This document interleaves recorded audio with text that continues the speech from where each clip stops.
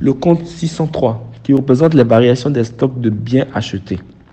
Ce compte enregistre effectivement les variations de stocks de biens et de marchandises achetés en retraçant les opérations relatives aux entrées en stock, aux sorties de stock et aux différences constatées entre l'inventaire comptable permanent et l'inventaire physique.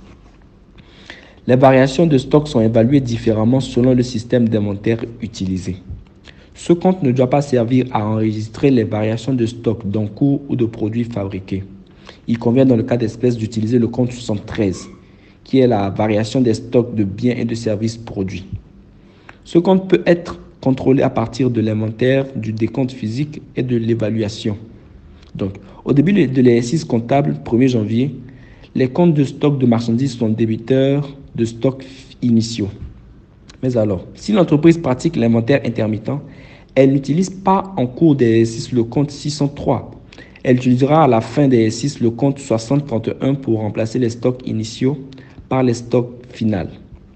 Donc, ce compte est débité de la valeur du stock initial par le crédit des comptes de stock concernés 31 ou 381 pour le solde des stocks initiaux des marchandises. Et aussi, ce compte est crédité de la valeur du stock final par le débit des comptes des stocks concernés 31 ou 381 pour les soldes des stocks finaux des marchandises. Donc, en cas d'inventaire intermittent à la clôture de l'exercice, nous avons 3 cas.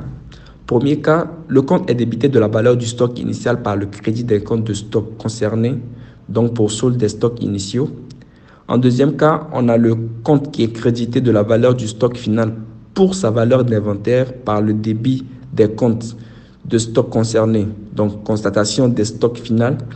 Et en troisième position, ce compte est viré pour solde avec les charges dans le compte 13, résultat net de l'exercice, montant débiteur ou montant créditeur selon les cas. Maintenant, en cas d'inventaire permanent, nous avons 2 cas. Premier cas, nous avons le compte qui est crédité en cours d'exercice des entrées en stock par le débit des comptes de stock concernés. Et en deuxième position, nous avons le compte qui est débité en cours d'exercice des sorties de stock par le crédit des comptes de stock concernés.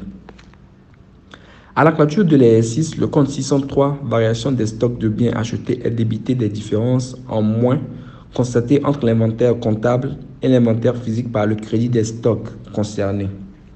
À la clôture de l'exercice, le compte 603 est crédité des différences positives constatées entre l'inventaire comptable et l'inventaire physique par le débit des comptes de stock concernés. À la clôture de l'exercice toujours, le compte 603 est viré pour solde avec les charges dans le compte 13, résultat net de l'exercice, donc le montant débiteur ou montant créditeur selon le cas.